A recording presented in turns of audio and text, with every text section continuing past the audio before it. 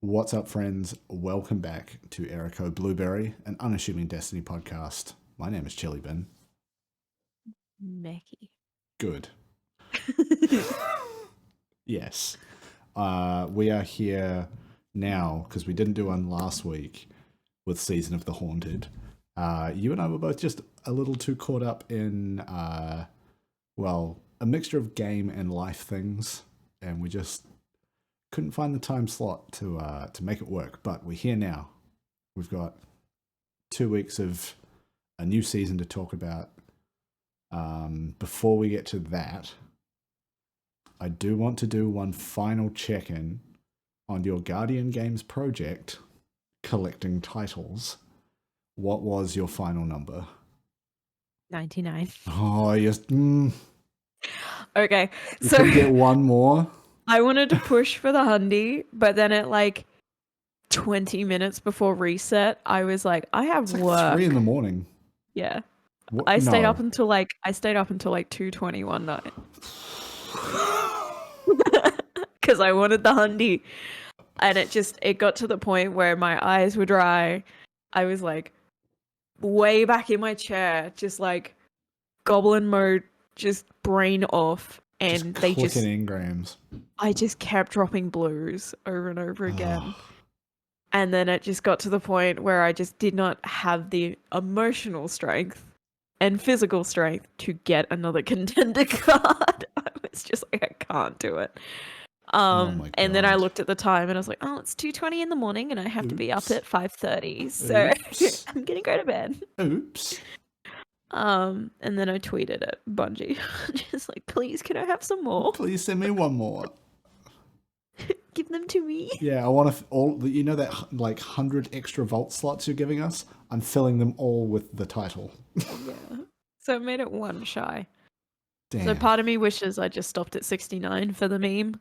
But then like I was like, no, I gotta get 100. Yeah. You got to keep 100. I think that's the most committed the clan has ever seen me do anything. Yeah. I think I've been more committed to getting titles than I was for raid prep. Yeah, like not to anything that fucking matters at all. Just a stupid little SMG that is like, that's me though. Pretty good, I guess. And when Halloween rocks around, it'll be cookies. Oh, yes. Like last year, Meckii, where are you? On Europa? Why? Feeding Varrics. I made Varrics like 50 cookies. Oh, you know what they should do this year? Is give each of them a hunger meter. So you can only give them so much per day. And you have to do everyone. You gotta feed them all. It's like Stardew Valley, but Destiny. Rowan. No. Yeah, but okay, we're gonna get into this season stuff because Crow seems like he could do with a cookie or two. He's going through a time this season. You did the first week's story, right? Yeah. Yeah. So the theme, it seems, is, nightmares are back, but they are manifestations of people's pasts, regrets, mistakes, whatever it may be. And it is basically them confronting those, right? And so Crow has a fairly substantial back catalogue of nightmare-worthy behaviors, which is basically following him around and just chatting shit in his ear. Which is just... You ever get heckled by yourself? Yeah, just extra emo Crow. Yeah. That one. Yeah. You stink, you're weird, no one wants to be your friend. You're bad at League. He doesn't play League. He plays Pokemon Unite. He plays League, and he plays as Ari. I don't get this reference. I don't know if this is a man burn. listens to KDA. Okay. Yeah, it's just it's interesting. But then also like Zavala, like, my dead wife. Yeah. Hi, dead wife. Sophia is... I don't know if I've heard that name before. I feel like I need to go read those lore books that are dropping as we go through the story, because it does sort of go into some of their history. Sophia, from memory, that's where his affinity for knitting comes from. Excuse me? Yeah. How do I? He has an affinity I'm for a Titan knitting. main, and I did not know that Titan Daddy has a knitting thing. He What? can knit. I know there's been some like jokes about it made in D1, and it's been alluded to a little bit, but yeah. Okay. But yeah, Zavala soft boy confirmed. always we've met him. It's yeah, it's one of those things where it's kind of loosely been referred to and like alluded to throughout the Zavala lore. Right. But yeah, just dead wife. Yeah. Yeah, and you haven't done this week, so I'm not gonna spoil that for you, but you know, the sort of loop that you go through is the same, where you go into a bunch of nightmare containments, you get a bound essence, you go and do Sever. It's similar to the first week of Sever. It's kind of just like, you know, the encounters that you do through that mission are slightly different. You end doing like the gauntlet thing is still the final part of it. The story elements are obviously developing as we go. But yeah, it seems like everybody at Bungie has either been to therapy or would like to or needs to go to therapy, because they are dealing with some heavy topics. The pandemic opened some wounds. Yeah, I think for some people. It's, you know, it's themes we've seen before around like grief and regret and dealing with your demons, and I feel like they are tackling it pretty well. But it is also wicked intense. I feel like it's been a very subtle through line just because Eris has been haunted by her fire team for pretty much the entire time we've known her. Yeah. Hey, if you played Shadowkeep, you would have seen more of that. Yeah. Replayed it. I played it when it first came out. Okay. I just refused to do it on this account. Right. But I'm going to complain about it when they sunset it. Yeah. I never got a chance to play it. No. Yeah, like there's a lot of that through line. So like giving Zavala not Zavala. Eris. Yes. Her time to kind of shine and get her little peak in character development has been really good. Yeah. Yeah, I think like there's certainly a lot more they can do with her, and I know you don't like have a lot of time for Crow, but I think the way they are handling that character and sort of his progression is super interesting. Like he's, you know, walking around in this body that did all these terrible, terrible things, and he knows it was sort of him, but not him, because like a guardian is essentially, you know, reborn into a body, but is not the person that body was before death. And there's just like some very intense concepts involved in all of that. But yeah, yeah, just like the whole concept of when you're revived is like when you're first revived as a guardian, that your memories and your past is completely erased. So to be rocking around not knowing anything about that, and then suddenly be like, hey, you're the guy who did all these terrible things and set your sister up, and then you being like, yes, no, yes, but also yes, and like on top of all of that, the Leviathan is back, and Calus is, well, we haven't seen him, but there is a lot of Calus voiceover lines, and I am fucking here for it. Calus has a new boo. Yes, but the darkness. It's fucking spooky Leviathan, and I super love what they've done with it. Like, you can, you know, you've got the public event that you can just like run for hours on end, but you can also just go and explore. What is it? The pleasure gardens, the baths, and then the Castellum, the sort of overworld area.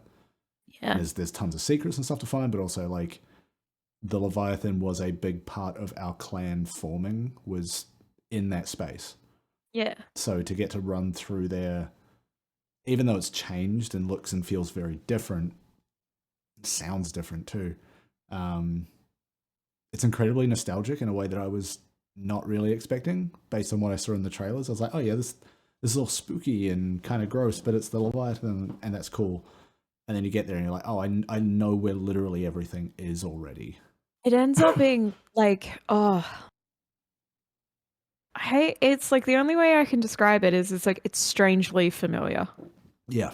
Like it's familiar and it's nostalgic, but it's also off-putting and unsettling because it does have this like the fungus all through it, like yeah, the egregore, which the egregore. Previously we only saw in the Glycon Presage mission, and that was kind of the first time it had shown up. But they are making a lot of references to it in this season, which makes me think it's going to not necessarily be explained, but have more of an involvement in the stories that they're trying to tell, because it seems to be related to the way Calus is interacting with the darkness, whether that's from that relationship or just a thing that is showing up there but might show up somewhere else.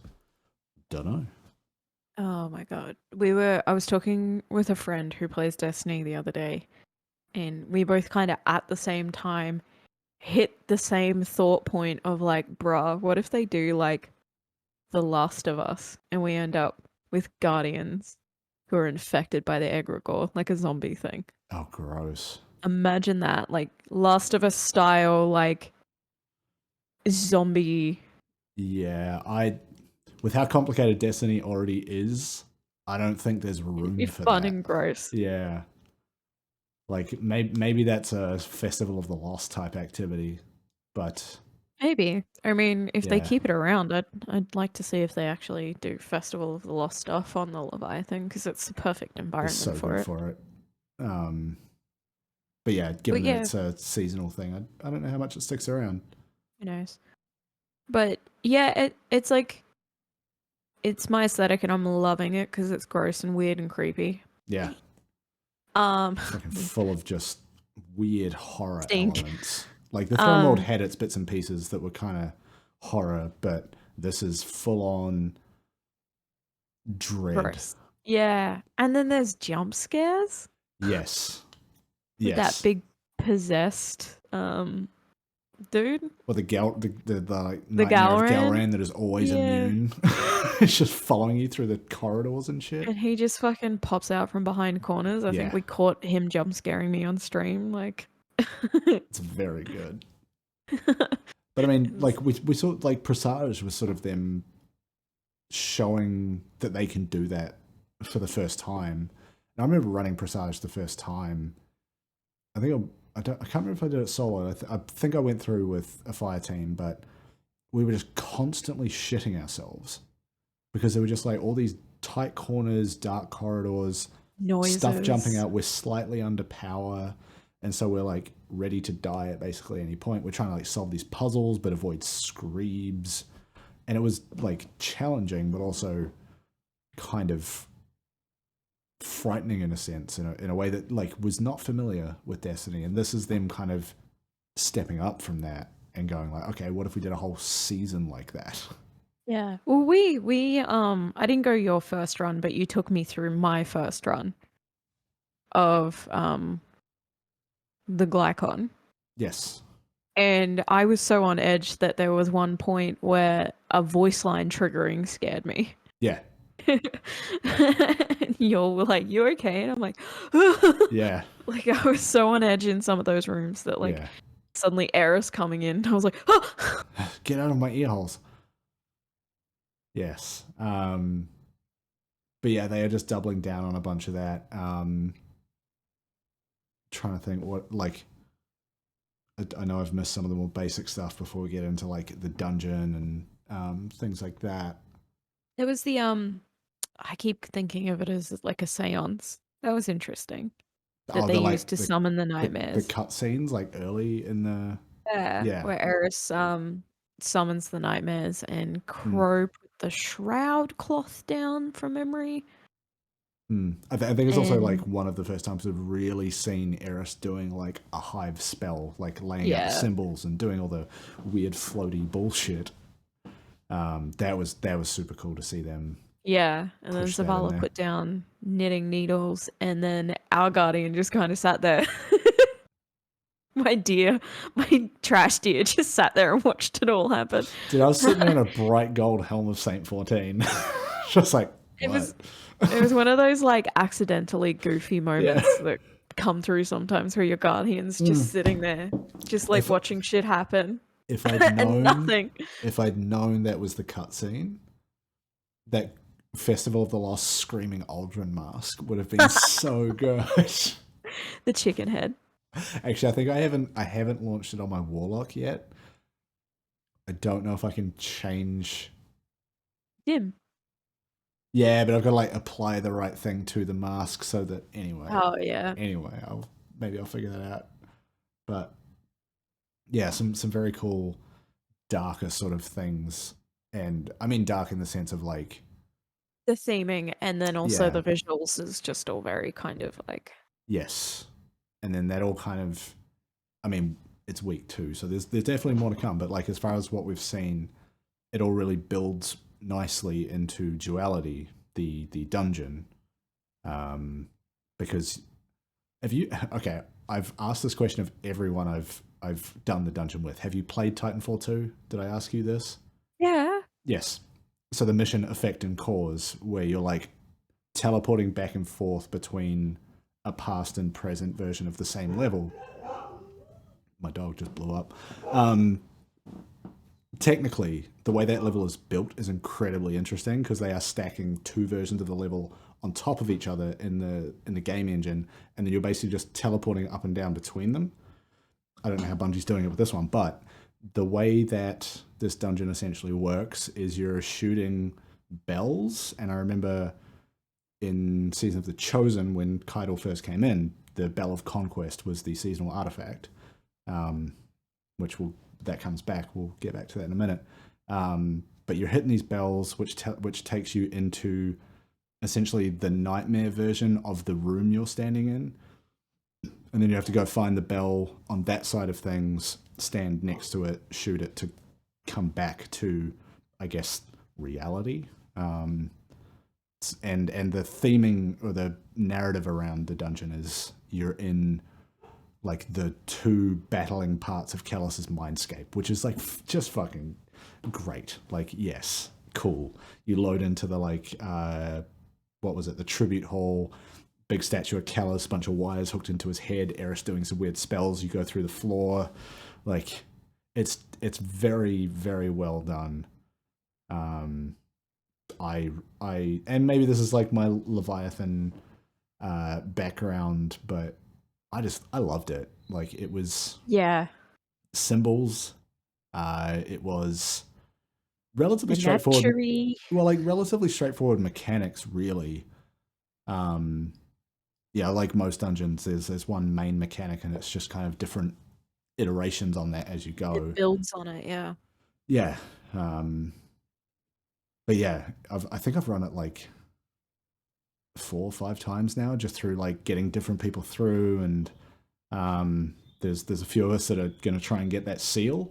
So we've ticked off the All Void run. I mean, we're all in the same clan, so we've ticked off the triumph for doing it with clanmates. But yeah, it's just there are bugs. Like, there are definitely things that are making it harder than it needs to be. But as far as the mechanics in that go, like, it is just really interesting. Yeah, it's very fun. spooky looking. Like, when you go into those nightmare spaces for the first time, and you start, like, your brain starts clicking. You're like, oh, I get what this is going to be.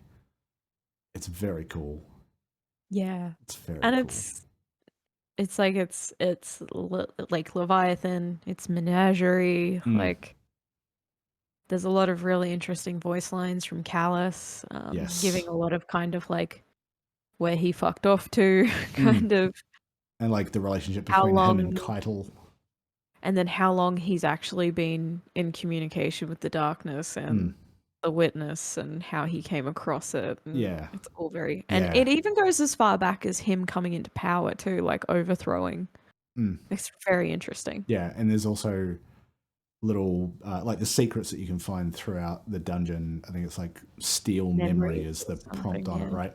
I think there's like a dozen of them, but those themselves have some really interesting insights into the lore around all of that.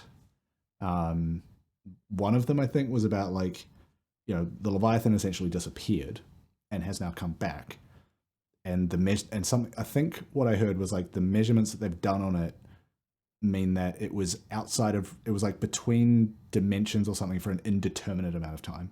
Like they don't know where it went or for how long, and it's just come back with all this bullshit in it. It's come back with the egregore and Calus Yeah. But then his automatons or whatever they are. They're around, yeah. They're all over the place. They're scattered all through it. So it's like, is it one of those things where the egregore started to overrun the Leviathan and he's jumping from automaton to automaton trying to get out? Or like... Or are those like just recorded messages that are playing as we discover them? Or is it just he's become too powerful and he's burning those out too? Yeah, well, that's the thing. Like Sever itself, the weekly mission, it seems like there's a different iteration of it that comes out every week, and they've done a pretty good thing that I don't think they've done before, where you can select which one you want to run. So like I can go in there and run either last week's or this week, but within those you can find. Within each instance, you can find one of the automatons somewhere in the level, and you just stand in front of it, and it starts talking to you and just gives you a bunch of information. So there's a ton of like just spicy lore to do with Calus just in amongst this season, and it's so good. A lot of our clan are Calus, not Calus simps, but Calus like positive. Said, the Calus and Leviathan kind of era of D2 and Leviathan as a raid, and then Menagerie as an activity. Like, it's a lot of us bonded through that era, so it's been really good. And like a lot of us are kind of about everything that's coming out and a little bit, and like it was probably only this week where I went to the moon, right? So the Leviathan has come back and it's now above the moon, and if you go to the moon and look up at it, like so it's fucking imposing, but it also looks like the moon is kind of getting ripped apart, because the whole point, the whole story, the big story that's happening is the Leviathan and the pyramid are kind of like interacting, and that's what they're like feeding each other, or that's where the nightmares are coming from. I'm not sure exactly the nature of what's happening there, but I think the kind of gist was that the pyramid was calling to the Leviathan, and the Leviathan's turned up. Yeah. So has the egregore taken over the Leviathan? Well, and it's we don't know what the egregore is. Yeah. We don't know where that's coming from. Stinky mushrooms. It is. It's just big, gross tentacles. That's or when they reach up to lock around the harvester. Whoa. Oh, no. As someone who hates worms or anything worm-like, that makes me uncomfy. Yeah. No. Nuh-uh. It's some like Stephen King dream catcher, like whoa. Anyway, people listening who know what that is just went yeah. But no, the dungeon, we've gone through it. There are some very cool weapons coming out of it. Like armor? The armor is actually like wicked D1 throwbacks of like pure functional. A lot of people are like, it's boring. It's like, okay, you have all your fancy shiny fucking space warlock armors, whatever, that's fine, you already have those. Put an ornament on it and leave us alone. Yeah, exactly. If you don't like it, don't use it. It's just armor that drops. But I kind of dig it because I quite like especially for a Titan, like that more functional mech kind of look, that isn't just giant shoulders. Which is the Titan way, it seems. And that was like a lot of like OG Destiny 1 armor was like, it made sense and it was practical. Yeah. Like it was like, we're equipping what is essentially soldiers, like space, like they're here to defend humans, they're here to defend the Traveler and Earth. And then it's not until recent years the story grows and the Traveler's like link with the Guardians has grown that you start to see these more fantastical elements. But the old like Hake like armor callbacks, like it's very D1. And when I first saw them, I was like, these are really cute and simplistic. But then the weapons that come out of that dungeon are like, they all look like the back half of them is a normal gun, and the front half has been corrupted and melded by some weird darkness bullshit. Yeah. They're just Like the Leviathan, crazy where looking. it's familiar but also very kind of unsettling and twisted. Yeah, I dropped the, was it Lingering Dread, a kinetic grenade launcher with blinding grenades, which was fucking crucial in one of our runs, because I was just like, oh, bell keepers surrounded by dogs? Guess what? You're all blind. I'm now going to destroy you. Flashbang. Yeah, basically. Especially like when you're doing that boss fight and you go over to the nightmare side and there's those like a colossus at either end, and we're trying to hit the bell to get out of there. I'll just fling a blinding grenade over there and be like, cool, we are not going to get shot while we do this. I'd say see you later, but you won't be seeing me. Bye. Peace. But yeah, it's real nice. It's a real nice dungeon. I just think, and it's the thing that, like, this is the same with all dungeons. You don't have enrage timers. You don't have like the same way that they handle boss phases and damage gates and stuff that you get in raids. So it really just is a battle of patience. Of okay, we went and got the standards and we brought those back. Oh, someone died on the way back, so now we've got to go back and get that one again before we can do a damage phase. And so, like, as long as you just keep the wheels turning and just keep that loop happening, you'll get there. You know, it's not that challenging. It was when we first did it, because we were like just under power and we had to be a little bit more conservative, I guess. Whereas the last couple of runs I've done, I'm just jumping in people's faces. I'm like, oh, Solar 3.0, which we'll get to. Just like, you're all on fire. I win. It's so much good. So much good. Like, goodbye. Yeah. Char grill. Yes. But yeah, good dungeon. Yeah, it's really good. Part of getting seal is doing it solo, and I mean, like, all dungeons are built to be like soloable. I don't know if that's a word, but knowing that going in, like every run I've done, I'm thinking about everything I'm doing of like, oh, how would I approach this by myself? Yeah, you're like cataloging everything. Yeah, taking notes. Yeah, what needs to happen to get to a damage phase? What's my damage strategy? What frequency do ads come in on? How much do I need to care about that? Or can I just hit the bell and teleport out? Yeah, I'm starting to put together a strategy for that, because you need to do it solo to get the seal. That's one of the triumphs. And again, it's patience. And when you're running solo, if you die, you have to start the encounter again. You don't have someone to come and res you and just keep it going. So it's not necessarily a flawless run, but as far as each encounter is concerned, you have to be able to do each encounter start to finish without dying. So I'm starting to think about like builds, strategies, how much time I might need. Probably a good 2 to 3 hours. But yeah, I want to get that seal. I like that they're doing a seal for the dungeon. I've had 2 more seals, like physical seals, show up in the mail this week, so I'm a sucker for them. Hell yeah. I want to get the new Pride pin. Yeah, that just came out today. Updated it to include the trans Pride and people of color Pride. Yeah, there's a cool new emblem to go with it. I did see some stuff like people tweeting at Bungie today to be like, hey, shipping's fucked. Can we have a way to do this without needing to buy a physical item? And they're like, yeah, we'll pass that on. Fair enough. When the shipping is twice the price of the item, depending on where you live. Kind of makes sense.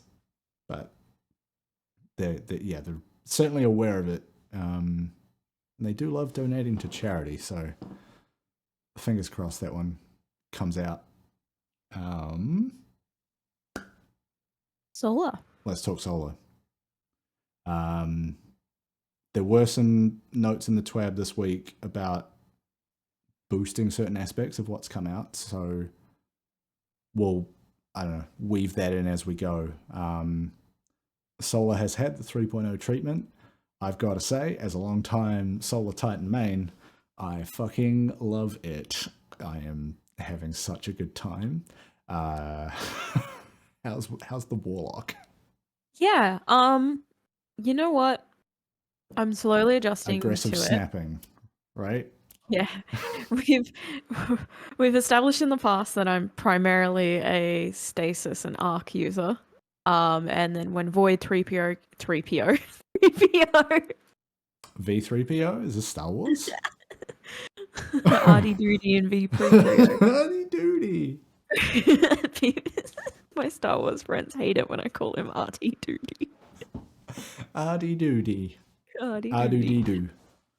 Um Yeah, I got super into Void because it's just very good at ad clear, and I'm getting better at being aggressive, but I'm not a super aggressive player. So Void let me play a little bit more aggressively. Yeah, it also came in more powerful than Yeah. well, Stasis was already up there, so more powerful than Solar or Arc. And now essentially someone pointed out the other day that I've just replicated my Void build. Where I've got a scatter grenade and a long distance melee. Uh-huh. Like you're just doing Void again. I'm like, no, I don't have a little friend when I pop a Void. Yeah. But yeah, it's been really good. I want to play with the healing stuff a little bit more, I think, and Yeah, the that overshielding is stuff. the healing stuff specifically is one of the things that they're going to be buffing in the next patch, because a whole lot of people gave them the feedback that, hey, we used to play support healing warlocks. It is now less effective, less fun. When Bungie have basically said, like, solar warlocks are all about healing and helping the team and playing that support role. But it just, if I think not playing that way myself, the impression I got was the tools that were given with Solar 3.0 weren't as good as what was there before for that role. A little bit, yeah. And then also just old school Destiny playing almost like a support role with Soiler. Words are hard today.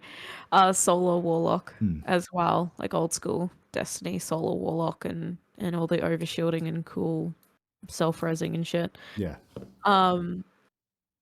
Yeah, I equipped them for a little bit and did it in one of the severances with the boys, and I have to agree, it didn't feel as good.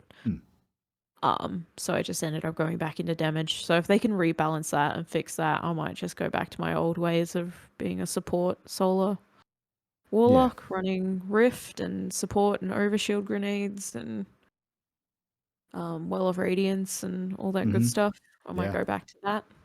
Yeah. You never know. Yeah. And then, man, okay, so one of the dungeon runs, there's one you were on. It's where I discovered or rediscovered Taraba, but specifically next to Path of Burning Steps. Yes. Which becomes this disgusting, like, self-perpetuating loop where the way that Path of Burning Steps works, it stacks a buff up to 4 times, where Solar Final Blows give you additional weapon damage. Stacks 4 times. 4 stacks is actually worth a fair bit of extra damage. Taraba is a solar weapon, so can get you those Solar Final Blows. Yep. Taraba also has this perk, Ravenous Beast. Basically, you deal or receive enough damage while you've got Taraba equipped, or rather, deal damage with Taraba or receive damage from anything. That fills a meter on the side of the gun, basically. And then you do the thing that's like hard light, where you hold down and reload. It goes through a full reload animation, regardless of whether or not it's empty or full. Actually, I've been caught by this a few times, where it's been empty, I've done it, it's done a reload, and then it's gone and done the one triggered from me holding it down, so it does 2 reload animations. Oopsies. Anyway, minor gripe. I've gotten to the point where I'm now holding 2 bullets in the mag before I activate it. But yeah, you do the long reload hold. It reloads a gun and activates Ravenous Beasts, which it's already a 750 RPM submachine gun. It feels like it doubles it. It does more damage. It reloads wicked fast. And when you pair that with the stacking weapon damage from solar final blows from Path of Burning Steps, you literally just mow everything down. Like, we were doing that second encounter in Duality. I was basically just on taking out the Bellkeepers, clearing ads so that people getting the standards could have a safe trip back to the Bell. It was a lot of fun. It basically is a napalm drill at a certain point. Or as I think I said, I was flying around like an AC-130 because it is just firing so fast. Everything is just laid to waste. I love that gun. And like you can get a similar effect with Sunshot, and you get the Sunshot explosions, and it just ramps the whole thing up.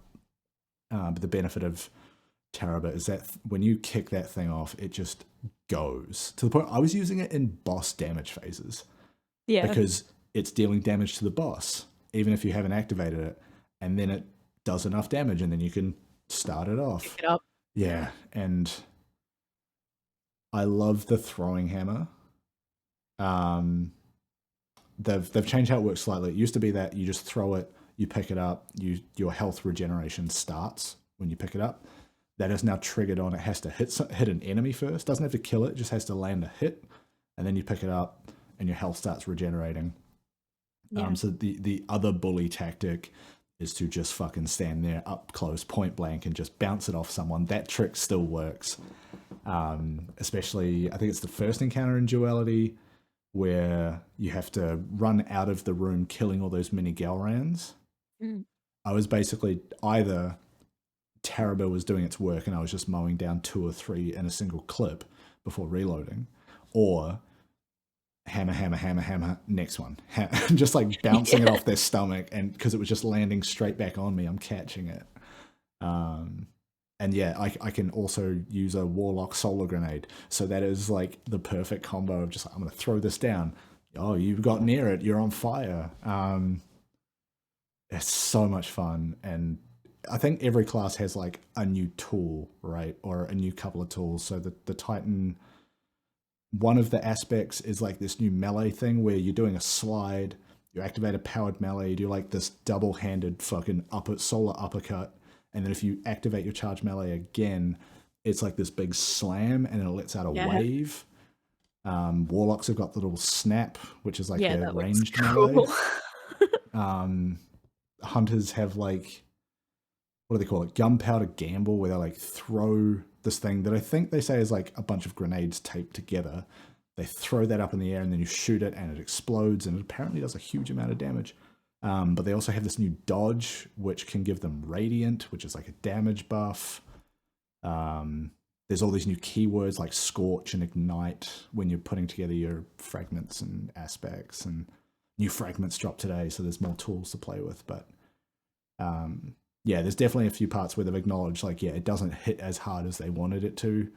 Part of that, I think, is also confirmation bias, because Void came in as the new thing. Nothing else was like this, and it was such a big jump that it feels like there's a big gap there, right? And Solar's come in after we've already done that big jump, and it might be honestly catching up to where Void was, but because it's not such a big jump from where it was previously, with us knowing how Void 3.0 works, I don't know how much of that is perception versus reality. Definitely the healing stuff sounds pretty legitimate. Solar Titans are getting more buffs, so fucking sign me up. I'm gonna have a good time. And that's it too. Like, Void had a few tweaks after it came out as well, because it was a little bit imbalanced, but it's pretty level at the moment. Yeah. And them tweaking it pushed a lot of people who were using certain aspects to then switch and use different aspects, and I'm expecting that to happen with the solar tweaks. Yeah, and there's been a few like stealth updates to weapons to do things like apply Scorch, which is one of the new keywords. I think Prometheus Lens, Solar Exotic Trace Rifle now applies Scorch. And there's some places where I think it should, but it doesn't, and things like Sunshot doesn't, but it has the explosions, so like, do what you can. But yeah, it's a lot of fun. And I think the thing too is like, it's week 2 of this thing. Yeah. People need time to really dig into the build crafting, work out like mod combos, aspect fragment combos, like it's not going to be as obvious of like, oh, here's how you have to play it, because it is a different system, right? And there's different tools, and it's complicated. There's a lot of things to fuck with. And on top of that, like not related to solar specifically, there was a bunch of like more just changes in how stats are represented in the game. So, for example, like weapon stats used to display a minimum value of 10. I think I've got this right. It would display a minimum value of 10, but in the back end, it was a 0 to 100 scale. But that would show 10 because, like, what is a reload speed of 0? But it's you know, you look at the abilities, how they all have cooldowns, and each tier has a different amount of time that it takes. If you've got, say, 0 intellect, then your super's going to have an associated time for how long it takes based on that value.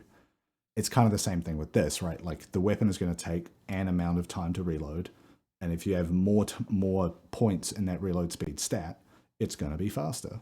So we are now seeing things like I've got a blinding grenade launcher with a 0 blast radius, because the point is it's not really doing damage. It's a crowd control weapon. Yeah, it's a stun weapon, basically. But on top of that, I don't know when this came in or when this was announced, but if you go look at the resilience stat, it is now been reworked to be a flat damage reduction percentage value. At 100 resilience, you get 40% damage reduction across the board. So there was the Charge with Light mod, Protective Light, Void Arms, just a Void mod, and that would give you the 40%, but it would need a Charge with Light stack to proc. This is just permanent 40% damage reduction if you have 100 resilience on your build. Interesting.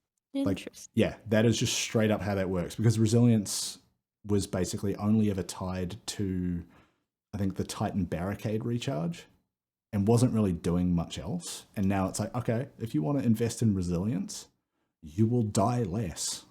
That's what that stat is supposed to be. So yeah, seeing a bunch of people rework their builds towards resilience, and like even at like 60, 70, 80, it's still a pretty decent reduction. But it scales really nicely towards that top end of the 100. So yeah, I think we're going to see a lot of like GM builds around 100 resilience, and then add whatever else.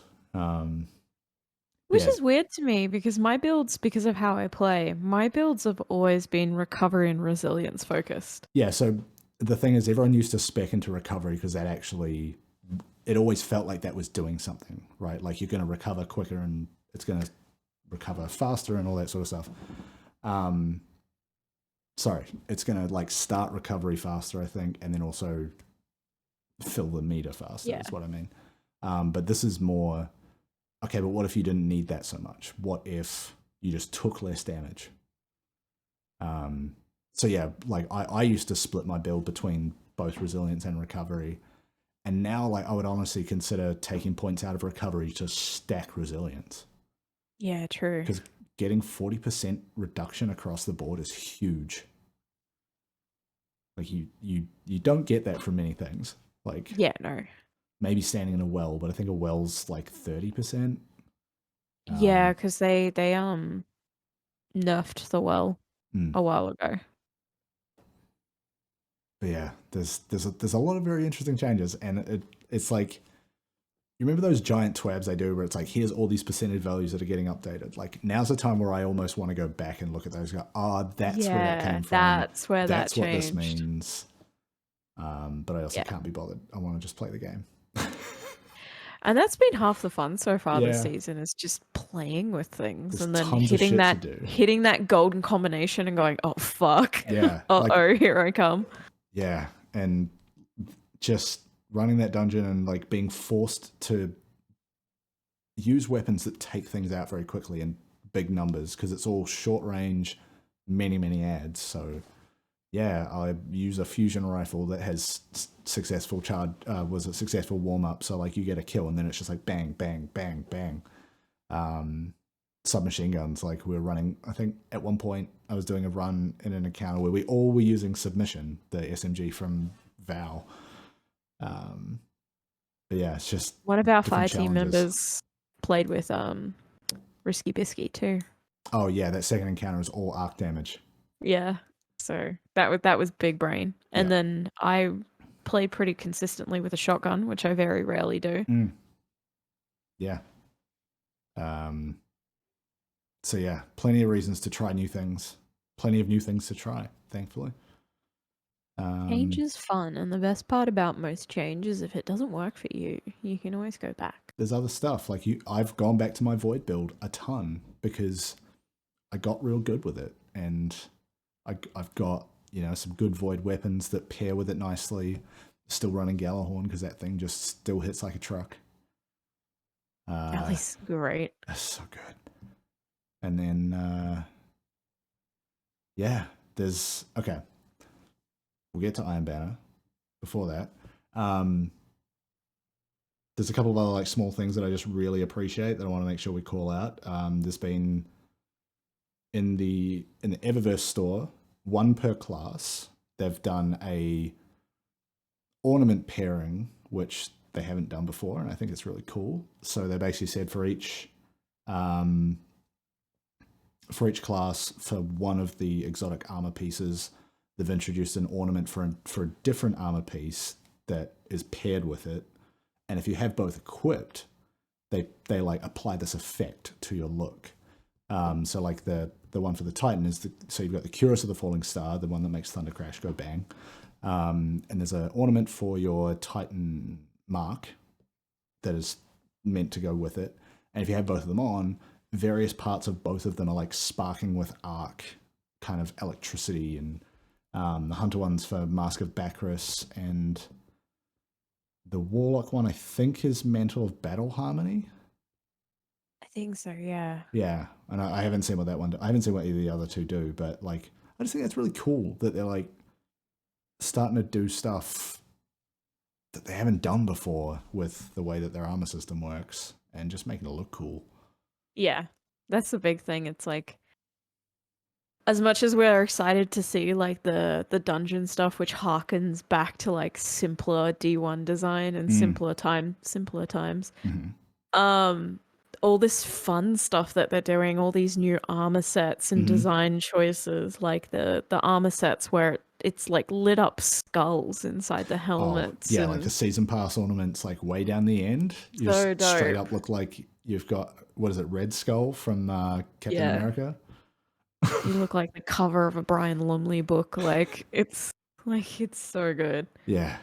So it's fun to see them kind of branching off into both directions design-wise this season, where they're like, here's simpler kind of nostalgic shit, and then here's this like just show-offy fancy pants. Like, because the community is very much also like of two minds, especially when you watch like not watch the fashion, sorry, but you see the fashion at Destiny stuff, and people are either doing really simple sets, really clean sets. They're either trying to recreate old D1 looks or very simple kind of harken to different pop culture. And then you've got the big, Larry in your face. Giant like bits of armor, yeah. Yeah, it's so great. I love it. Yeah. Yeah. God. What a weird game. And like the season very much feels like, hey, do you like heavy metal? So do we. Here's a season. Like, you've seen that t-shirt design, the Season of the Haunted, like looks like a black metal album cover. How do I get that? I need it.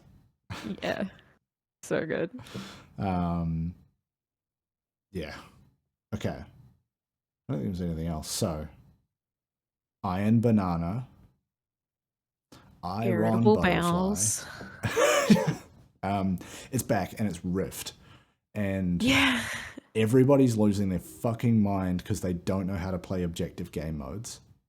Like, people thought Control was an objective mode, but it really wasn't. Like, the objectives just made killing people worth more points. This game mode seems to be doing everyone's head in because they're trying to play it like regular Destiny PvP.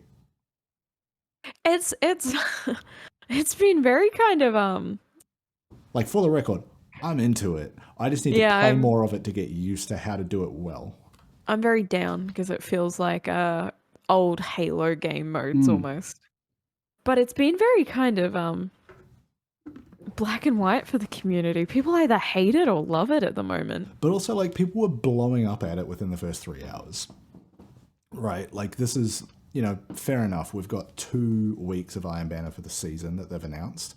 I think both of which are going to be Rift. And yeah, that's not a lot of time to get used to it, sure. And there's a lot of challenges associated with getting that Iron Lord title.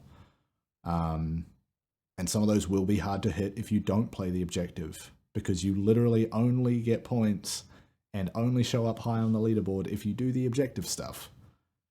Fair enough, some of that is hard to tell what the objective things are. Like, there's one of the triumphs that's like, get points for doing objectives, and it's like 0 out of 100 is step 1, and I'm on like 25 and I've played a bunch, because it's not immediately clear what scores towards that. But at the same time, the way the game works is grab the thing and take it to the spot. If you are not near that or doing that, you are probably Protect doing the wrong homie. thing, right? Protect the homie. Yeah, protect the homie, protect your rift, get in there, stop the runner. Don't play super aggressively because there's a 10-second cooldown, 10-second respawn timer. Like, revive people, stick together. I saw one dude in my fire team running Precious Scars, which no one ever runs, but the reason they're running it is that it benefits you when you revive someone. It benefits you and those around you. Like, you get overshields, I'm pretty sure. But no one ran it except in like maybe GMs, because you're building around having to revive people, which is so antithetical to like most of this game. Yeah. So yeah, I think people are. I don't want to generalize too much, but a lot of the criticism of Rift is people not actually taking the time to work out how to do it properly and just going, no, I want to just shoot people and kill them. It's like, well, okay. There's plenty of other things to do that, and also it is a goddamn video game, and if 2 weeks out of the season are going to make you lose your mind and start yelling at people on the internet, maybe go rethink some things. I saw a guy blowing up the Rift game mode on Twitter and just being an absolute kind of dickhead about it, to be honest with you. And obviously he's a streamer and he's got a stream in his Twitch bio, and someone's just gone and looked at his latest stream and just clipped out where he is just not playing Rift properly. Yeah. And then just put "this you?" ? And got ratioed the dude. Yeah. Just he's complaining about how it's a shitty game mode and it doesn't work and blah blah blah blah blah. And then the next reply is him running around playing it like normal IB or normal control or yeah. And then people just being like, "This you?" Yeah. It's a team-based objective mode. Play it like that. Oh God. And like, fair enough, there are bugs in it which can break it. Like, I had one last night where the spark just didn't spawn. It was like it was 0-0. Someone dropped the spark and it disappeared for the rest of the match. Like, there are bugs in there that make it hard to Goodbye. Yeah. But the funny thing is, like, because the timer for the match ended at a 0-0 score, overtime still loaded. So we respawned into a new round, 3 sparks up, and then we lost. And like, I'm finding actually I'm having like more moments of tension within this, because you're like, oh, I've got to grab the thing and run it over there. I've got to go help my teammate. Oh, I've died. Now I've got to wait. Now I've got to rush back in, and like, these score lines sometimes are tight, and I've only had a couple of times where I've been the one to dunk the spark, and getting to do that for the first time was actually like weirdly exciting. Really exciting. I was like, fuck, I'm gonna do it finally. And then you run in, and then you're a meter away from it, and someone just takes you out. You're like, fuck. Me, I'm the boy. Yeah. So yeah, like, I'm digging it. I don't know how much of a grind it's going to be to get Iron Lord. That said, the way that you can stack all those bonuses to get extra rank points per match is fucking crazy. But you can get that number way up there. Yeah. So yeah, I'm kind of into it. I think I know that I need to do what more people need to do, which is spend more time with it and try to work out how to play it well, as opposed to try to play it like it's something it's not, you know. This is not Rumble, this is not Clash, this is not Control. This is Halo Oddball, essentially. Yeah, essentially. Like the guy's holding the ball, except it's not Oddball, because if it's in Oddball, Or like capture all the you flag. can do is hit someone with the ball. It's kind of weird. It's almost like a capture the flag, but also not. Well, but it's also... capture the flag, except you can still do everything. You can still shoot. Yeah. You can't use a super, but like normally in those sort of game modes, you're holding the flag and you can just run with that, or you're holding the ball or whatever. But this is like you grab the thing, you can still be involved in a fight. You can still take that risk, or you can do what I do: run a Titan bubble and scumbag it. But then also the bubble helps your friends. So, you know, like, do the team thing. That being said, I am exclusively playing in the freelance playlist because I had one match in the normal one where I came up against a 6-stack and it was fucking scary, dude. They're traveling like a fucking train. Well, they were doing what you're supposed to do. They were playing like a team, moving together, protecting each other, reviving each other, setting up cover so that they could get a revive, and they fucking steamrolled us. Playing like they're protecting the president. They're all... Yeah. It was like those matches I love because it's like you come up against something you're like, I'm actually just impressed. Like you are doing what you're supposed to and you're fucking good at it. Yeah. But yeah, it's fun to go into that. Fun to go into that freelance playlist and try to do the right thing. Just rough. Yeah, I can imagine. Yeah, I'm gonna try and play a bunch over the weekend. See how much progress I can make on the seal.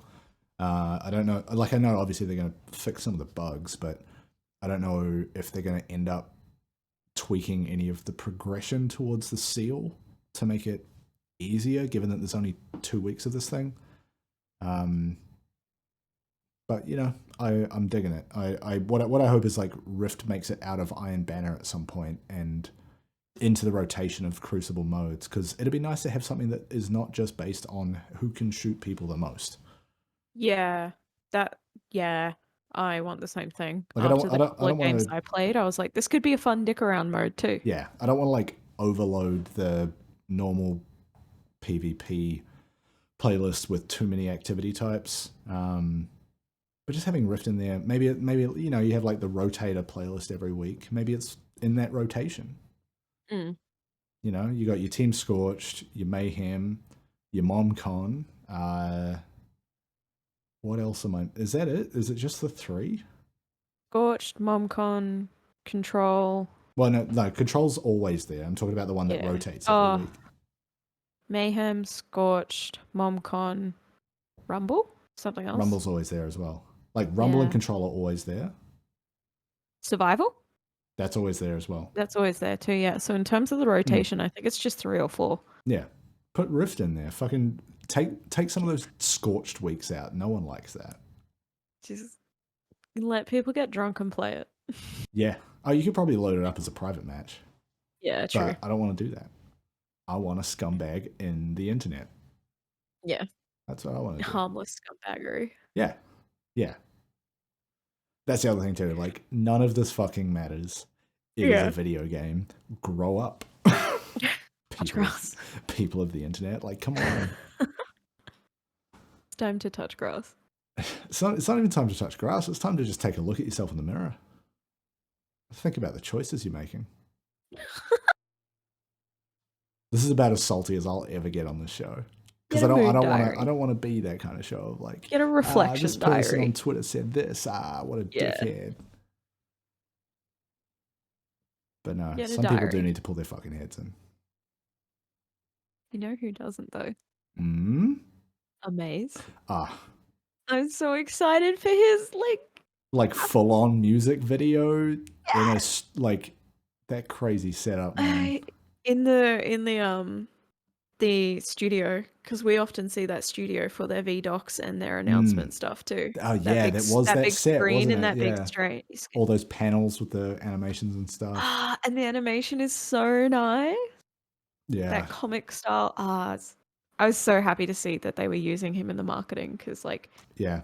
Well, that was we supposed very to. rarely name drop people outside of the Bungie devs and then also our fellow Fireteam members, but Mhm. like seeing this certain content creator get recognized in such a big way Mm. for not only his talent, because his whole thing is he freestyles while he plays and Mm. just drops bars, Yeah. but Well, hang bars. on. Drops bars, but also just destroys people Yes, while he's doing exactly. it.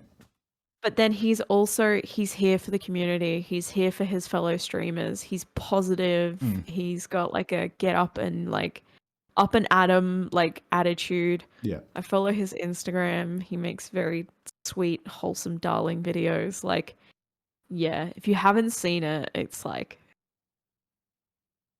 so good. Yeah. And Yeah. what a And like, welcome to, like if you look up like Destiny because you're curious about the yeah. game and that's the trailer you see, Dude, fuck yeah, that was dude. like some of the tweets I saw responding to the Bungie post about it was like, oh shit, I'm gonna go check out Destiny now. This is so good. Yeah. Because yeah, he's been putting in that work for so long. I'm fairly certain that that video was supposed to come out last week, but they pushed it back with fucking take your pick of any of the tragedies of the last week. But they were Yeah. like, he basically said like, I probably not. Yeah, it's not the time or the Yeah. place. And like the thing with him is like it took me a while for my ear to get used to hearing so many Destiny references in a rap song, and like to not find that kind of awkward. Be like, oh yeah, no, this does work. I just have to like know to expect to hear things like Shards of Galanor in a rap song. So that takes some getting used to. Fair, like that's a fair cop, but the dude knows what he's doing. Like it's so good. So and good. and you know like most of his stuff has been him like in a gamer chair on a stream just rapping while sitting down. And And playing, so there's no yeah, real range of movement no, or like but this video is like you would think he's been like an actual professional musician doing all the rap show shit for years, because he's just like moving around and like just seems very emoting. comfortable It's so with the good. whole thing. And like there's behind the scenes video which is super cool. I don't know, seems like a good dude and is good at it. Yeah. Of the many people, because like I know we meme on the shitty ones a little bit, but like um of the many positive influences in the community, I'm so glad he got his moment in a Oh big yeah, way. yeah, yeah. Yeah. It's just so good. Kind of want to Yeah. go watch it. Oh yeah, I've been playing it all day. Okay. Now we came in here with no notes, so I'm going to ask you: is there anything we've missed? Like, it's been 2 weeks, so maybe not. But Story, solar, new game types mhm, of all varieties. Yeah, I think I mean, there's a new exotic per class, but I don't think any of us have tried to get it, so we don't know how fun that not yet. is. There's an exotic sword out of the dungeon that like makes you invisible and does a bunch of weird shit. I think that's it. Yeah, Anything that we didn't discuss in the trailer yeah, I don't and know. what they leaked, not leaked, but kind of announced last time we spoke. Yeah, Yeah, no, I think that'll do it. That'll do it. And then that'll do. you catch up on the story stuff. We'll come Yes, back I'm gonna next do that week. Come back after next week with this. week 3 as well. Because yeah, Gonna rinse. I'm kind of excited to see what you think of this week's story. Yeah, It's gonna rinse off my makeup, put on a big hoodie, return to yes, Goblin. yes, Good. Drink the cruiser I stole from the work fridge. No, like you would have drank that at work, so you just took it somewhere else. HR listens to this podcast. Sup? Fuck. A roadie. Hey, like if you would have drank that at work anyway, what does it matter? Finish my chicken. Love that you just had that there. The rest of the chicken's actually in the fridge. That's just the box that I And gotta I had take some to the leftover recycling stew bin. that I put hash browns and potato gems in. Gravy, because I gotta have my gravy. The potato in that? That just looked like gravy. It's just gravy. Oh my god. The potato and gravy is here. Why do they have a separate gravy? Who's buying that? Me. What are you doing with it? I dip my chips in it. No, dip them in the potato and gravy. No, there's too much potato, homie. That's the classic move, is dip the potato in the potato. I have intolerances. No. I dip my chicken in it. I dip my potato, like my chips in it. You ever dip McDonald's fries in their soft serve? Yeah. That's fucking so good. I also am one of the very few people on this earth who actually orders the KFC dinner rolls. Oh, they're like weirdly sweet, right? I love sweetbread. Yeah. Brioche. Yeah. If you're in Australia, fucking the company that makes like all the crumpets and stuff. Golden Circle? Yeah, something like that. It sounds like a cult. Golden something. They just released a scone bread. Excuse? Fuck me up, fam. But I dip everything in the gravy. I don't get the dipping sauces unless they have the sweet and spicy barbecue, which is a seasonal thing here. Right. But I just dip everything in the gravy. Do you dip the chicken in it? Yes. Okay. Sometimes I'll sit there with a spoon and the red KFC spoon and just eat the gravy. Hey, gravy tastes good. I don't know what to tell you. How have I been single for almost 2 years? She says after talking about how she eats KFC gravy. Bruh, if you can't find someone that wants to get down with that meal, not worth it. Yeah, bitch, never mind. I want to know if you make gravy, and I want to know that. Not for me to know. Cool. I'm going to end the show now. Is that okay with you? I don't like where this is going. Chicken time with Meckii. What other strange eating habits can we reveal on this show? I eat burgers layer by layer. I was hoping you wouldn't say that. My least favorite. I'll eat like 4 KFC dinner rolls in a sitting. Dip them in gravy. Fine. They're tiny. I was gonna say, yeah, they're tiny, and then I realized my hand for comparison is the size of my fist, but I don't know that they are. My hand for comparison doesn't work because I have tiny hands. Okay, that's been Error Code Blueberry. Thank you for sticking it out, I guess. Error Code Chicken Nugget. Error Chicken Blueberry. We'll Error see Code Gravy. Error Code Barbecue. I don't know how many of these are actually error codes. Zinger Burger. We'll see you next week. Maybe we should just get KFC. Oh my god, KFC sponsor us. Fuck. Okay, KFC, if you're listening, yes, we would be interested in. I love myself a good zinger and hot and spicy meal deal. What is that? There's like a name that we keep seeing in Destiny, which is something like $13 Zinger box combo or something. Yeah. Ridiculous. Shout out to whoever that is. Yeah. Whoever you are in the Oceania part of Destiny. What a hero. Anyway, like, subscribe, comment, tell your friends. We'll be back next week. I hate doing outros and intros. Bye. Yeah.